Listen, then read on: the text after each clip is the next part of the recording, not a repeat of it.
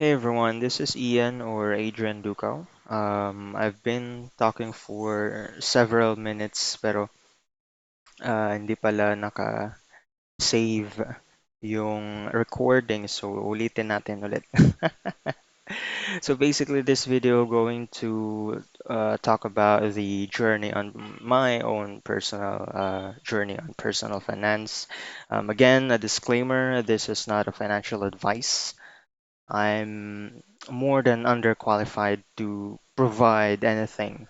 So this video is just for educational purposes only. Palagi kong i-check to kasi bigla-biglang titigil yung recording. So, yun. Going back to the discussion earlier, um, this is just as in an intro.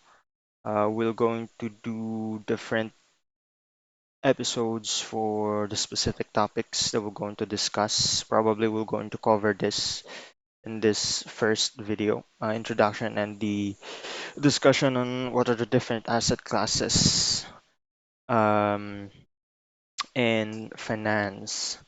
So, first up, you need to know your earnings, budget it, save, and then invest the excess money.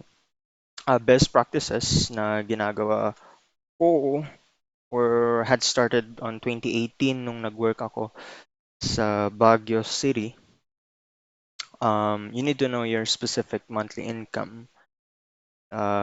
If you're self-employed, the best thing that you can do is to estimate the uh, revenue or yeah, your revenue para alam nyo yung um, pwede nyong i-budget. Ito yung papasok sa budgeting part. So these are the estimated expenses. For example, and so for rent, kung hindi ka nakatira sa bahay nyo, for example, nakatira kayo in a different city, most likely or most of the time is nagre-rent yung mga tao or employees. So, for example, this is the monthly rent that you have. You need to know your utilities monthly. For example, this is for your electricity bill, water, something like that. For transportation, you also need to know your specific expenses on your transportation. Kasi, for example, wala kang sariling sasakyan. Yan. I-compute nyo lahat from the smallest part, like riding a jeep, LRT, for example, another jeep ulit, or carousel sa EDSA, and then yada yada yada taxi times working days na pumapasok kayo sa office. During this time, most of us are working from home. However, there are individuals who chose to work at the office. So even though it's still pandemic, pwede pa rin natin considering transportation. However, if you're working from home, you can still add transportation as a part of your expenses. However, since working from home kayo, mapupunta yun automatically sa excess part ito. So yan, for food, for example, 100 per meal, 3 times a day, times 30 days. So for example, 300 per day ang nagagastos nyo for food. What you can do is automatically compute that for a month. So times 30. So meron tayong 30 days um, sa isang buwan. However, may time na 29 pero isagad na natin for 30 days. So yan, lalabas yan as 9K. So for example, meron kayong gustong gawin 500, gawin yung extra. Paglalabas kayo or biglang napataksi, biglang kakain sa labas, yan. May extra kayong 1K per month. Total monthly expenses would be 19K. If you're going to deduct the expenses to your monthly income, ang resulting excess money na pwede niyong ilagay sa kahit ano is 10K, approximately 10K. So that's the thing. If you uh, do regular budgeting and you can save some amount, for example, masyadong mataas to, magtipid that time, mga ganun. And then you can invest the excess money. Now, what will be the reasons for investing? Dahil naputol yung recording sa ating discussion kanina regarding reasons for investing. Basically, there are um, there are some reasons on why you want to invest your money in some form of investment vehicle or another. The main reason is to grow the money through dividend payouts, um, buying low and selling high in stock market. You know, for fixed income, you can do bonds, or for alternative investments, same thing sa crypto, buying low, selling high. Same thing sa real estate, buying low and selling high. Pag-asa mo yung interest rate ng ganito, ganyan. That's the first reason on why you want to invest. Second reason is to protect the buying power of your money. Due to the fact na may tinatawag tayong inflation, that's the reason why through time, yung buying power ng money mo is nababawasan. So, if you're going to take a look at it, pwede kayong mag-Google. Eto, nag-Google ko kanina. Um, for example, yung goods na kayang bilhin ng 100K let's make it real simple. Yung goods na pwede mong bilhin last on the year 2010 amounting to 1,000 pesos is 1,384 and 59 centavo na this or last 2020 due to the fact na may inflation rate at merong increase na 38.46% sa cost of goods. Kung sa inflation term naman, ibig sabihin nito, nabawasan yung buying power ng pera mo ng 384.59 kasi kabaliktaran. So instead of you thinking na lumaki yung amount ng pera, hindi. Or yung buying power ng pera, hindi. Due to the fact na may increasing price of goods, um, nababawasan yung buying power ng money mo. Yun lang for the inflation.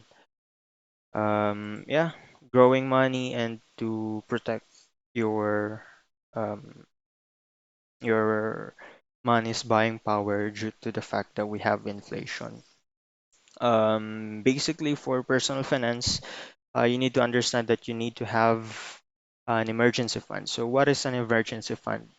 Basically, this is an specifically set aside, or you basically set aside money that you can use in an emergency situation.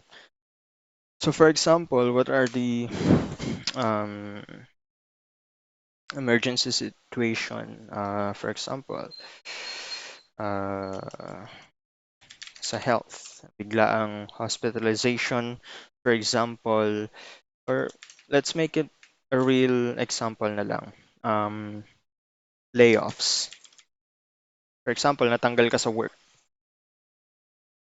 at hindi ka nakapasok agad sa ibang work. Like for example, walang tumanggap sa'yo agad, hindi ka nakapasok agad sa backup na company na gusto mong pasukan after kang ma-fire or ma-lay off.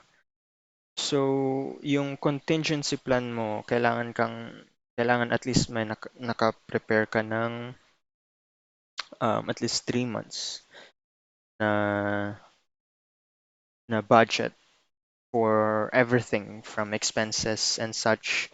So, for example, basically what you can do since kung for example, nag-start ka ng mag-budget, alam mo na yung specific expenses mo per month.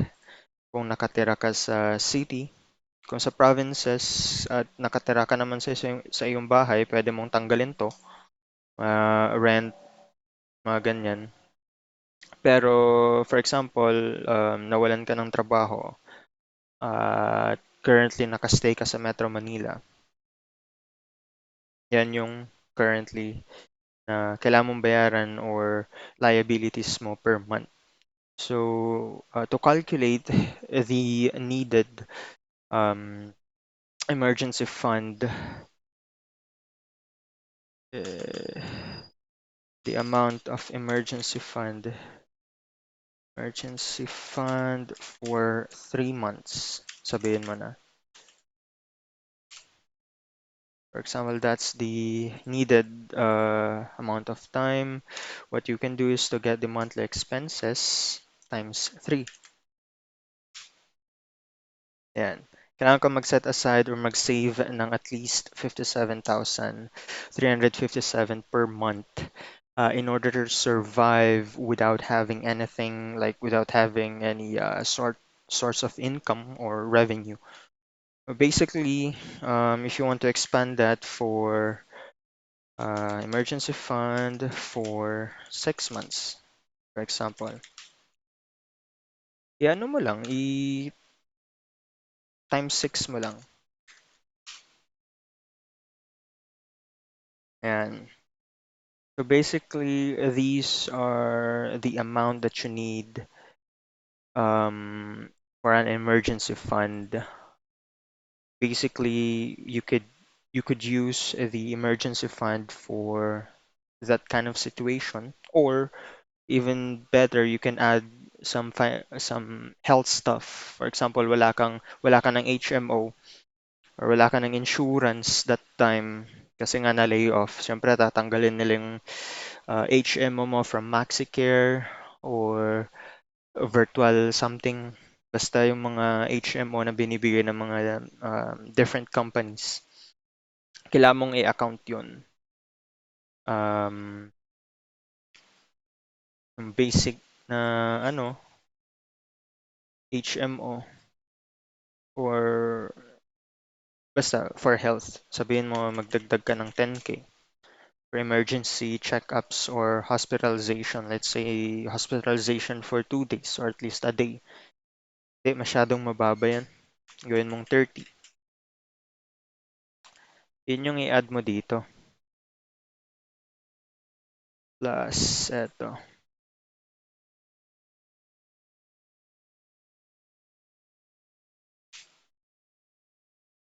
So, yan.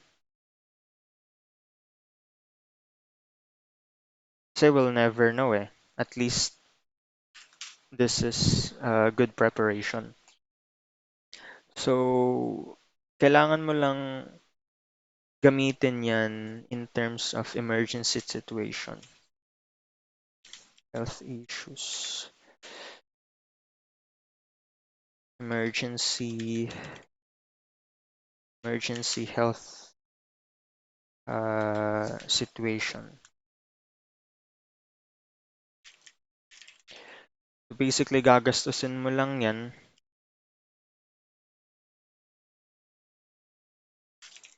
in a very real emergency situation.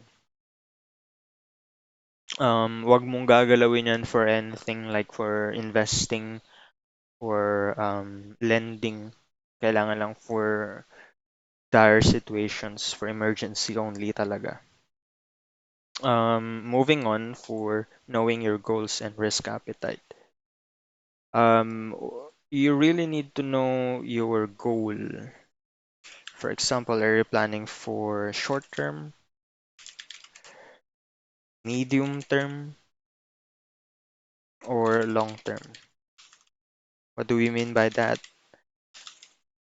So for short term period, this will result to at least uh, a week or a month.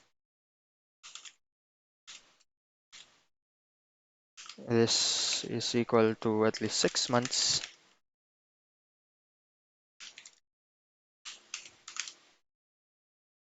Long term, mga ano, years.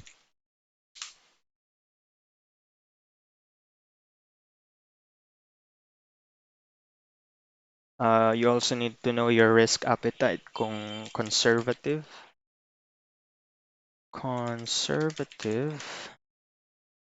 uh,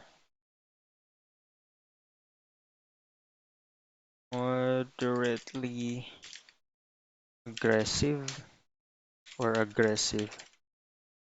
You can actually take a test. Meron naman yung risk tolerance test na pwede nyong tignan sa Google.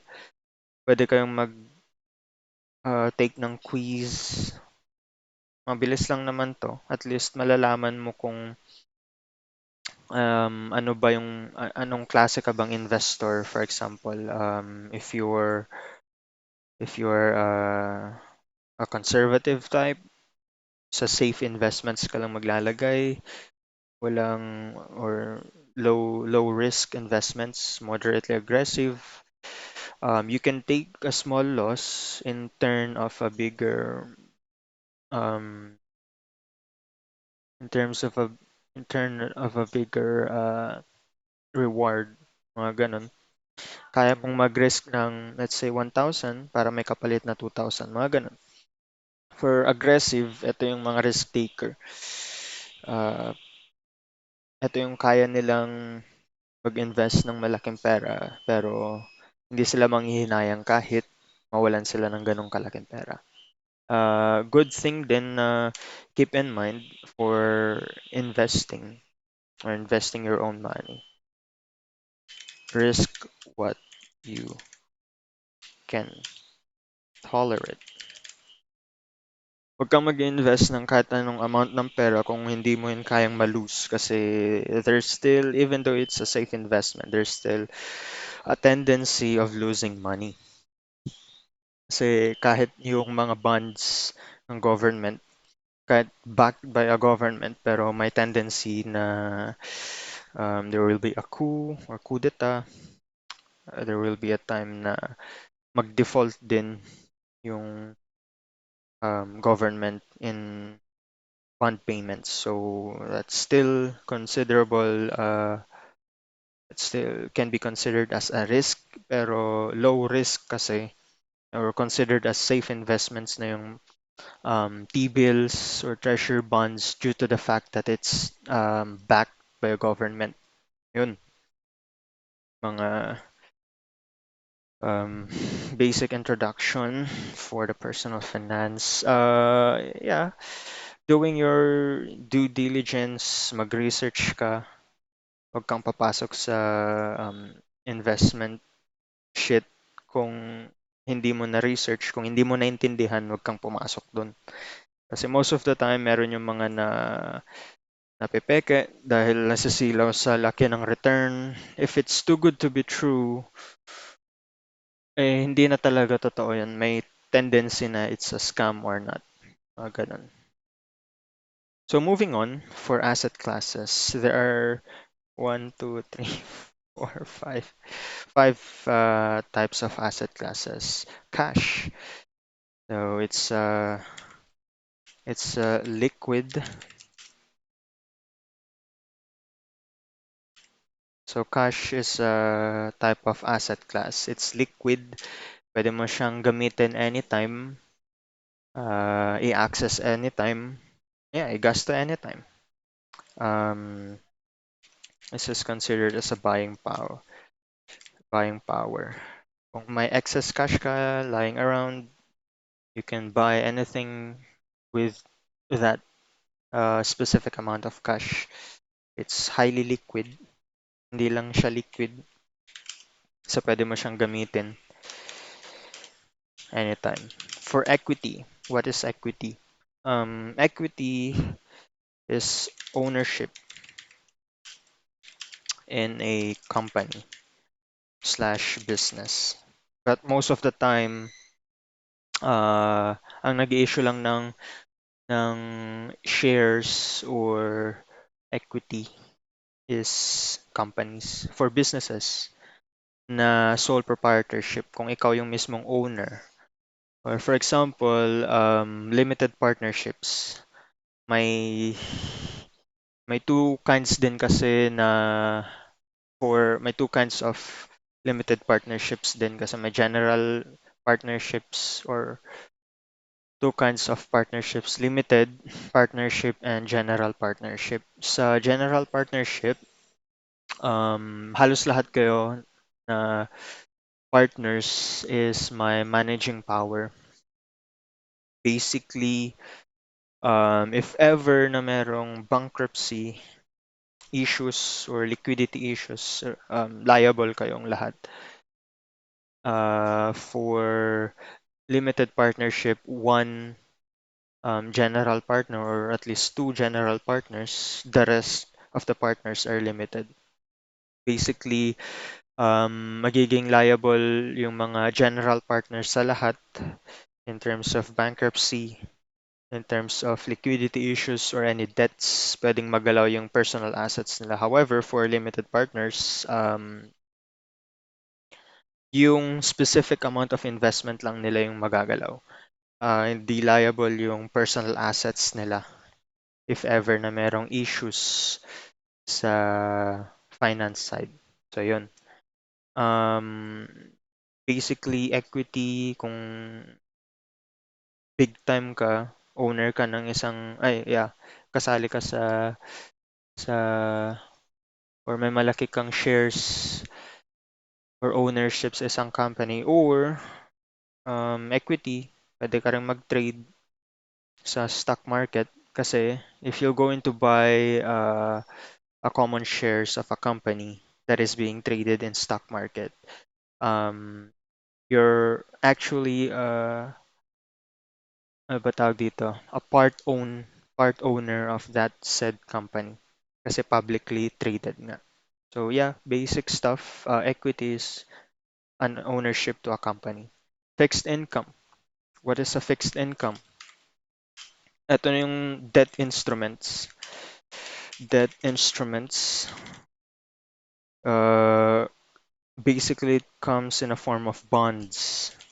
Either bonds that is issued by the government, um, bonds na issued ng treasury. Ito yung tinatawag na treasury bonds, T-bills, mga ganun. And meron ding isang form of bond na tinatawag na corporate bonds. Ito yung mga bonds na issued by a company or a corporate.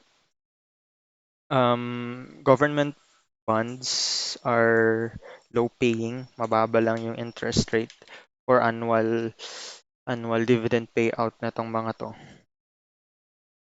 Kasi pumapatak lang sa 3.28% last year.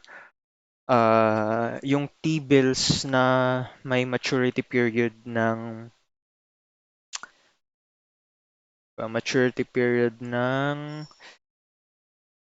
parang 5 years. Pumapatak lang siya ng 1.28% or not higher than 2%. Meron din mga bonds na ino-auction ngayon. Yung mga bonds na ino-auction ngayon, 10-year maturity. Pumapatak lang ng 3.75% per annum yung interest rate. So mababa. Pero ano pa rin sila? Since yeah, coming from the term na fixed income, yun yung yearly makukuha mo na dividend payout sa mga bonds na hawak mo. Recommended to sa mga may malaking excess cash na walang paglalagyan. Basically, ito yung mga ano high net worth individuals. Kung gusto nila ng safe kasi backed by government, yung mga bonds, most likely hindi sila magde-default. Pero for corporate bonds, ito yung matataas yung interest rate. For corporate bonds, may mga pumapatak ng 12%, 14, 18%. I think pinakamababa na sa ano din 3% for corporate bonds. Ito medyo risky ang corporate bonds kasi there's a tendency of default sa mga company. Kahit malaking company pa yan, may tendency pa rin mag-default due to the fact that they're corporate. May tendency na magkaroon ng issues sa accounting and whatnot, or mababa yung revenue, hindi na kayang supportahan yung liabilities or yung debt ng company. Real estate. Real estate for ownership. Ownership of a land, building. Basically, it's an ownership or ownership of a property. Sabihin mo na, property. So, asset classes, pwede mong i-consider dito yung tangible na land or a property. For example, house and lot, building, commercial or residential. Pero meron ding tinatawag na REITs. So, what is a REIT? REIT is a real estate investment trust. Para din siyang equity. Pwede mo rin siyang bilhin sa stock market. Kasi they are a portfolio comprised of real estates issued by a company. So for example, yung mga lalaking companies dito sa Philippines, nag-start na sila this 2021 mag-issue ng REITs. You can check out A-REITs, DDMPR or Double Dragon something REIT. Meron din yung Phil Investment REITs. So basically, sa mga REITs na yon, sa REIT portfolio na yon, it contains commercial buildings. Ang maganda lang sa REIT na to is maganda yung dividend payout.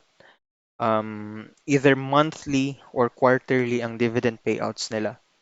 So, consistent ang dividend payout. So, for example, may malaki kang position sa REIT, nakapag-avail ka ng A-REIT on their IPO, mababa lang ang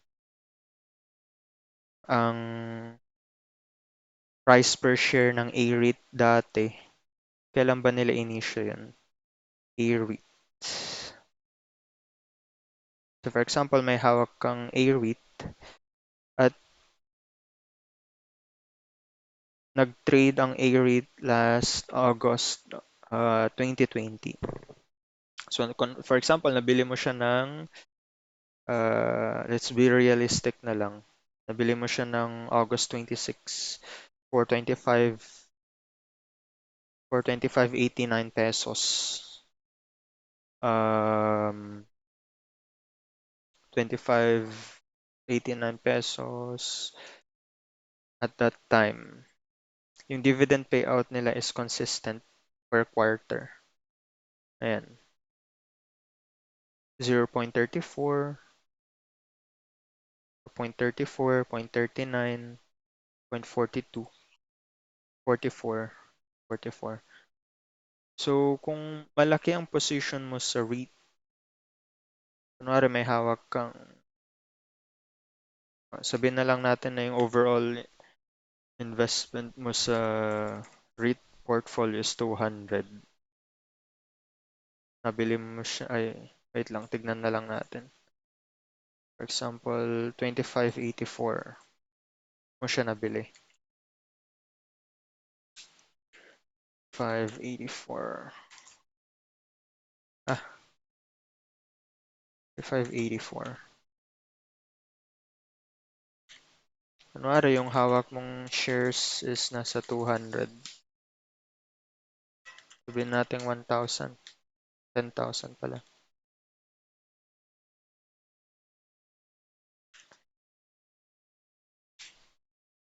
Ito yung investment cost. Tapos ang dividend payout nila ngayon is 0.44 centavo.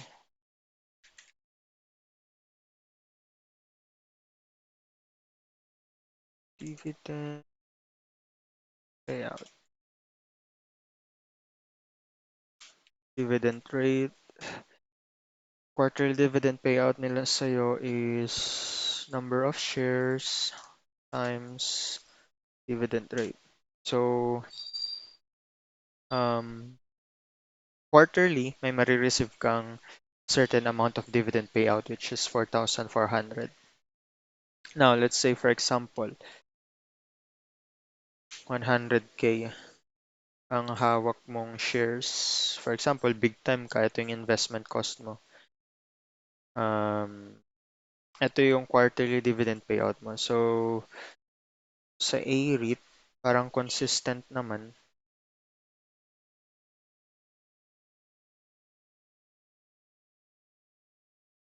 December,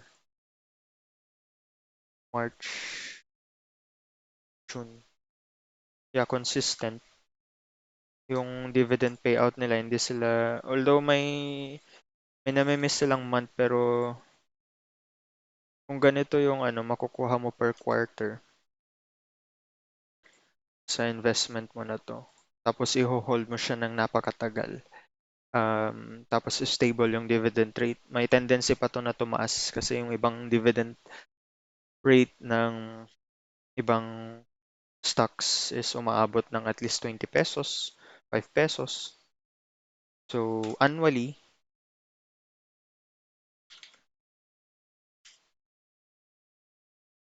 dividend payout. Ito yung approximate annual times 4. Yan. Tapos hawakan mo pa siya ng napakatagal. For example, 5 years, 10 years. Um, bawing-bawi mo na rin sa REIT. Ang kagandahan ng REITs ay instead of you buying a land, building a property on it para lang kumita, para masabing may ownership ka ng real estate. Sa REITs, wala yung malaking gasto na yun for development. Pwede ka nang kumuha sa reliable companies like Mega World, DDMPR, or yung sa Double Dragon na kasi may ownership ka na rin due to the fact that it would fall down to the equity part din, yung REIT. Kasi natitrade siya sa stock. May ownership ka na dun sa mga properties nila. So habang kumikita ang commercial properties nila, kumikita ka na rin from the dividend na binibigay ng REIT or ownership mo sa REIT. Next up is commodities. Last but not the least, commodities. Wala kasing sa Philippines, wala kasing commodity exchange sa Philippines. Meron akong na-research dati na meron daw commodity exchange or Manila Commodity Exchange. Pero defunct na, parang tinanggal. Basically, ito yung uh, ownership ng agricultural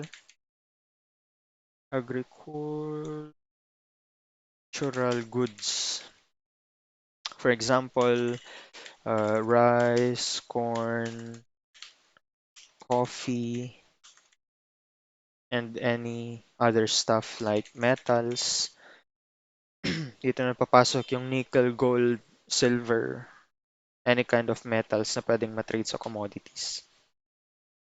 Ang pwede lang gawin ng Pilipino para makapag-invest sa commodities sa ibang bansa is to trade using international platforms na eToro or international brokerage para sa CFDs or yung mga ano na ulit yung CFD. Ayun, contract for difference. Diyan ka lang pwedeng mag-trade for commodities. It's a good hedge sa ibang part ng portfolio mo. Ayan. A good thing din to add for in the introduction is to know the so-called um, diversification. Diversification. So, what is a diversification? Basically, you're trying to diversify your overall investment portfolio. Diversify your investment portfolio. Parang ito yung sinasabi nilang do not put all your eggs in one basket. Kailangan diversified. Kailangan hindi lang siya equity.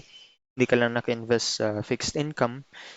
Kasi may tendency na uh, kapag nagkaroon ng down market, for example, equity lang yung hawak mo, nagkaroon ng another pandemic, nagkaroon ng another financial crisis, tendency, ang magiging result ng portfolio is sobrang down. Down yung portfolio mo due to the fact na isang asset class lang yung hawak mo. Pero, huwag ka rin mag-over-diversify kasi there's a huge tendency rin na kapag na-over-diversify ka, alam mo yun, tipong,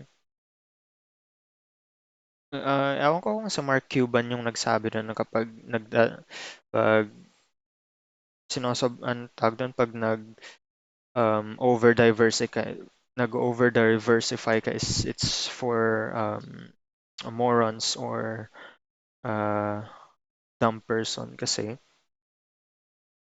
kung alam mo naman yung tinatahak mo na market or kung alam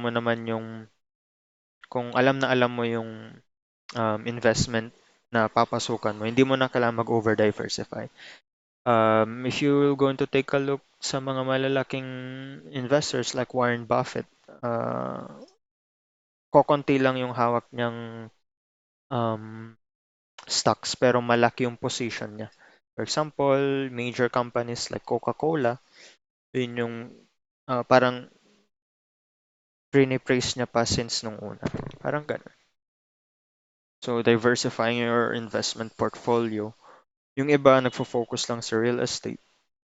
Kailangan din nilang mag-diversify konti sa equity. Kasi if there are events na magti-trigger, for example, yung financial crisis or yung collapse of housing market, I think that's way back 2008. Kailangan mo ding i-hedge or at least i-diversify konti. Para if ever na down yung isang sector or down yung isang industry, at least yung portfolio mo may chance pa na makarecover or at least hindi mahihila yung buong portfolio mo due to the fact na hindi ka naka-diversify. So yeah, that's it. That's the basic intro and discussion for the journey on personal finance. Just to recap, you need to earn, budget, save and invest. You need to know the reasons behind investing. You need to have an emergency fund. What is an emergency fund? You need to set your goals and know your risk appetite. Di ka lang pwedeng magtanong na lang sa isang tao Tapos kung anong na-recommend nila, yun na yun din yung gagawin mo. Kailangan um, alam mo yung ginagawa mo sa money at the same time sa investment. Hindi ka lang nagpapa-affect kung anong trend or hype. Diversification and different asset classes like cash, equity, fixed income, real estate, and commodities. Just to add din pala, may tinatawag ding alternative investments na part, which is these type of things. Real estate and crypto, crowdfunding, lending, government government bank accounts are considered alternative investment in some point. Diyan, talpak. Sabong pwede nang pumunta sa alternative investments. So yun, we'll cut this video short para sa next episode. We'll be discussing equities.